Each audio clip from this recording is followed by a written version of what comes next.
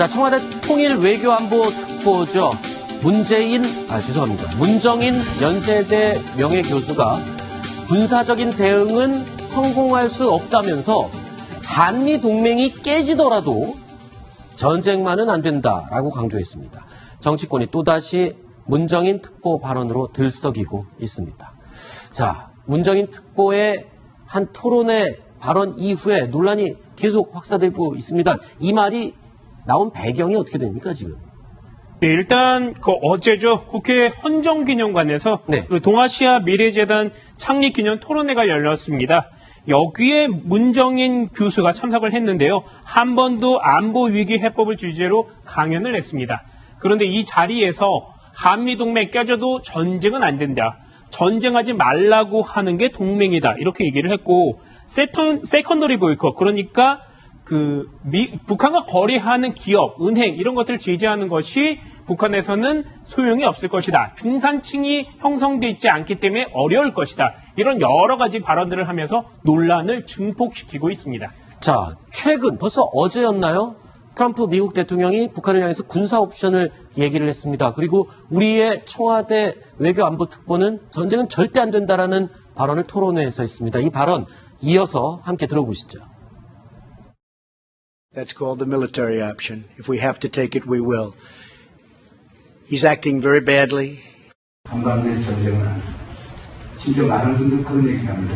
한미동맹이 깨지는 한이 되도록 전쟁은 안 됩니다. 동맹하는 이거 전쟁하지 말라고 하는 게 동맹인데, 동맹이 전쟁을 하는 기제가 된다? 아마 여기 계신 분들이 찬성하실 분 한 분도 없으실 겁니다. 자, 문정인 특보 항상 이런 발언을 할 때 학자적인 입장, 개인적인 입장이라고 이야기를 하지만 이게 문재인 대통령의 뜻을 반영한 것이다라고 할 수도 있죠. 현재 어쨌건 통일외교안보 특보의 직위에 있기 때문에 네. 이 문정인 특보의 발언을 순수히 학자의 그냥 개인적인 어떤 관점이다라고만은 볼 수 없는 부분이 있는 거죠. 네. 최근에 이제 14선언 10주년 기념행사에서도 문정인 특보가 특별 강연을 했지 않습니까? 이런 정도로 이제 여권 내에서 나름대로 이러한 이 전략적인 부분, 이 대북 관계라든지 외교적인 부분에서의 발언권을 갖고 있는 어떤 그런 분이기 때문에 네. 이 문 특보의 발언이 단순히 한 학자의 발언이다만 이렇게 본인은 뭐 그렇게 얘기를 하지만 네. 이렇게 받아들여질 수 없는 또 그런 상황이 또 있는 거죠. 네. 아마도 이제 국회 국방위원회에서 국방부 장관한테 분명히 질의가 있을 겁니다. 네. 제가 볼 때는 이 문정인 특보의 발언에 대해서 어떻게 생각하냐 네. 라는 얘기가 나오면 아마도 국방부 장관은 상당히 비난적으로 얘기할 가능성이 있어요. 그렇죠. 지금 송영무 국방장관이랑 안 그래도 좀 사이가 좀 얼끄럽죠.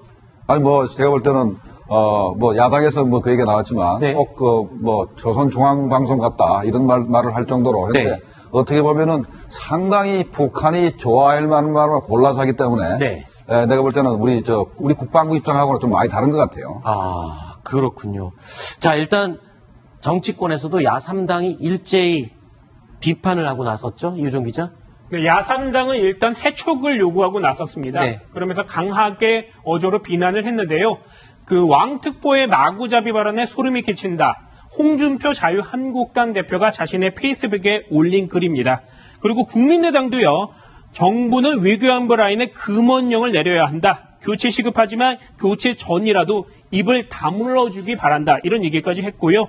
또 반대로요. 이재명 성남시장은 절대적으로 맞는 말씀이다. 이렇게 옹호 발언도 했습니다. 자, 지금 뭐 국민의당과 바른정당에서도 청와대 외교 안보 라인 교체를 해야 된다라는 지적들이 나오고 있는데 일단은 문재인 대통령 여야 이 대표들과 만난 자리에서도 외교 안보 라인 교체에 대해서는 전혀 생각이 없다라는 뜻을 분명히 밝힌 것으로 보여요. 그렇습니다. 신뢰감을 일단 표명을 했죠. 네. 미국에서 뭐 국무장관이나 국방장관 트럼프 대통령의 목소리가 다른 부분은 전략적이라고 하면서 네. 우리 내부에서 다른 목소리가 나오는 것을 왜 엇박자라고 하느냐. 네.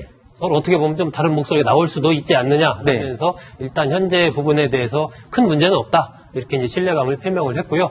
하지만 이게 보면 계속해서 이제 뭐 외교부와 국방부 네. 또 이제 문정인 특보와 국방부 장관, 또 네. 문정인 특보와 또 외교부 장관 네. 계속해서 이제 국민들이 보기에는 좀 이 현안에 대해서 좀 충돌하는 듯한 다른 단순한 견해를 내는 게 아니고 이 보는 관점과 그에 따른 해결책 자체를 다르게 보는 듯한 모습이 계속 노출되고 있는 것은 네. 문재인 대통령으로서도 상당한 좀 어떤 부담이 되지 않을까 하는 그런 네. 생각이 듭니다. 그만큼 대북 문제가 복잡 미묘하게 얽혀 있기 때문이기도 하다. 이렇게 생각할 수도 있을 것 같습니다. 자, 여기서 김종골 시장의 얘기는 마무리를 짓도록 하겠습니다. 오늘 나오셔서 고맙습니다. 문정인 외교안보 특보의 발언들을 듣고 놀랐습니다. 많은 분들이 한미 동맹이 깨지는 한이 있어도 전쟁은 안 된다고 한다. 이 말이 무슨 말인가요? 그는 전쟁하지 말라는 게 동맹이다라고 주장했습니다. 한미 동맹은 북한의 도발을 억제하기 위한 것입니다. 전쟁을 막는 최선의 수단인 것이죠. 그의 말대로 한미 동맹을 깨고 미군이 철수하면 과연 안보 불안이 해소될까요? 이건 삼척동자도 알 수 있는 일입니다.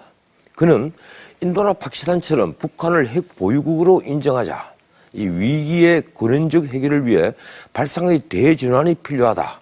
이런 발언에 동의했습니다. 이 말은 또 어떻게 해석해야 합니까? 그러면서 우리 전술핵 배치는 한반도 비핵화를 이유로 반대합니다. 북한이 공식적으로 핵무기 보유국이 된다면 한미 동맹도 와해될 수밖에 없습니다. 미국은 서울을 보호하기 위해 뉴욕을 희생할지 모르는 일을 하지 않기 때문이죠. 북한이 핵무기를 실전 배치하고 한미 동맹이 깨지게 된다면 우리는 북한의 핵 위협에 끝없이 시달려야 합니다. 문 특보의 돌출 발언은 한두 번이 아닙니다. 석 달 전엔 워싱턴에 가서 북핵 활동을 중단하면 한미연합훈련과 미국 전략자산을 축소할 수 있다고 말했죠. 또 문 특보의 발언들은 송영무 국방장관에 이어 강경화 외교장관과도 엇갈리고 있습니다. 문재인 대통령은 외교안보 라인에 혼선을 지적하는 야당 대표에게 정부의 똑같은 목소리가 있을 필요가 없다고 말했습니다. 그렇다면 안보 문제만이라도 왜 초당적 대응을 주문하는 겁니까? 정부 내 이견이 있어도 적어도 상식의 범주 안이어야 합니다. 대통령의 외교안보 특보가 새 정부, 나아가